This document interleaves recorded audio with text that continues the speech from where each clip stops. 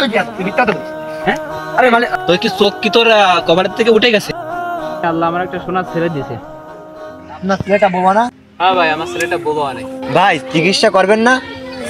হ্যাঁ ভাই, চিকিৎসা সারা বাংলাদেশের বিভিন্ন জায়গায় করছি ভাই, কোথাও আমার ছেলের চিকিৎসা ভালো হয় না, বুঝছেন? এখন আমার বোবা ছেলে বোবাই থেকে গেল। ভাই আমি আপনার ছেলেকে ঠিক করে দিতে পারি। কি আপনি আমার ছেলেকে ভালো করে দেবেন? এটা তো খুব খুশির খবর ভাই, আপনি আমার ছেলেকে সুস্থ করে দেন ভাই। ভাই আমাকে কিছু টাকা দেওয়া লাগবে। কত টাকা দেবো ভাই? ভাই বেশি না, 20,000 টাকা দিয়ে নে, ওতেই হবে না আমার। ঠিক আছে, আপনি চিকিৎসা করার ব্যবস্থা করেন, আমি বিরাটে আপনাকে এখন এনে দিচ্ছি। ঠিক আছে ভাই, টাকা দেন।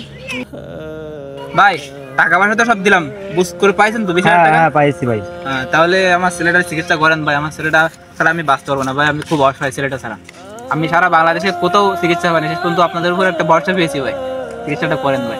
ঠিক আছে ভাই, আপনার ছেলেকে আমি ঠিক করে দেবানি। আমি একটু দোকানে দিদি একটু খেয়ে আসি, কিছু আমার অনেক খেয়ে লাগিয়েছি, যাই। ঠিক আছে ভাই, তাহলে আপনি খেয়ে আসেন। আমার ছেলেটা আজকে ভালো হয়ে যাবে। আজকে থেকে আমার যে কি খুশি লাগতেছে যে আমার ছেলেটা আজকে থেকে কথা বলবে। আরে আল্লাহ রে, আমার 20,000 টাকা চলে গেল। কি এক ধোঁকাবাজের পাল্লায় পড়লাম আমি, যে আমার বললো যে আমার ছেলেটাকে ভালো করে দেবে। আরে আল্লাহ, শেষ পর্যন্ত এত ডাক্তার কবিরা দেখাতে দেখাতে শেষ পর্যন্ত পড়লাম আমি এক ধোঁকাবাজের পাল্লায়। ভাবলাম যে ছেলেটা মনে হয় আমার একটা ভালো ডাক্তারের কাছে পড়ছে, ছেলেটা মনে হয় ভালো হয়ে যাবে, কথা বলবে। সেই যে গেল, আর আসলো না। দুনিয়া মানুষ এত খারাপ, ডাক্তারি করতে এসেও সেটারই করে। আল্লাহ তুমি বিচার করো, গরিবের টাকা এরা মেরে নিয়ে গেল। কি যে করি আমি, এত টাকা মানুষের কাছ থেকে ধার দেনা করে নিয়ে আসলাম, এই টাকাগুলো আমি কিভাবে দেবো? বন্ধু দেখতে দেখতে তো 6 মাস কেটেই গেল।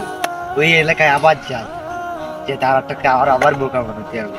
সে ভাই কি হয়েছে? আমাকে চিনতে পারছেন? ভাই কি আপনি? আমাকে চিনতে পারলেন না আপনি? না না না, এই আমরা কি চিনি?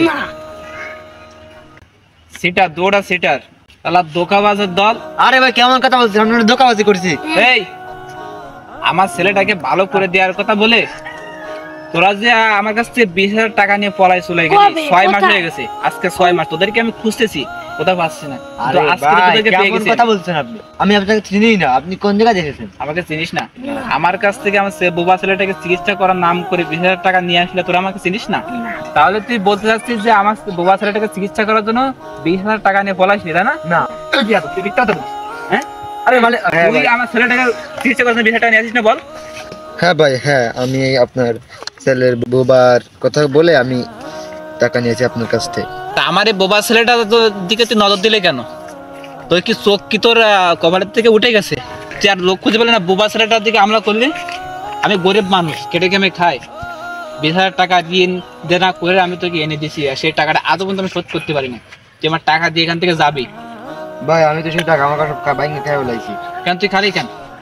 কি জন্য খালি? ওই সংসারের ভাই আমরা পেটে দেয় গুলো করেছি। আমাদের মতো অসহায় মানুষ কোনো সময় কারো কোনো জিনিসে হাত দেয় না, চুরি করে না, বাটপারি করে না। আর তোরা সুস্থ মানুষ, হ্যাঁ? তোরা তো পুরো সুস্থ মানুষ, তোরা তো বিভিন্ন জায়গায় চাকরি করতে পারিস বা কাজ করে থাকতে পারিস, এইভাবে গরিবের পেটে কেন লাথি মারিস? আর ডাক্তার সেটা মানুষকে ধোকা দিস কেন? কদিন পর মানুষ ডাক্তারকে বিশ্বাসই করে না। ভাই এটা তো আমাদের দোষ না, এটা তো আপনাদেরই দোষ। আমাদের এমবিবিএস সার্টিফিকেট না থাকায় আপনারা আমাদের ভাববেন কেন? আমরা ডাক্তার, আপনারা ভাববেন কেন? আপনাদের ভুল হয়েছে এটা। শোন, তুই ধোকাবাজ হলিও তুই একটা আমার ভুল ভেঙে দিলি, বুঝলে? যে আমি চেয়েছিলাম তোকে আজকে মারতে মারতে আমি বাসায় নিয়ে চেয়ারম্যানের কাছে দিয়ে তোর টাকা আদায় করে নেবো, বুঝলি? যে তুই এখন যে কথাটা বললি, তুই আমার মানে ভুল ভেঙে দিলি।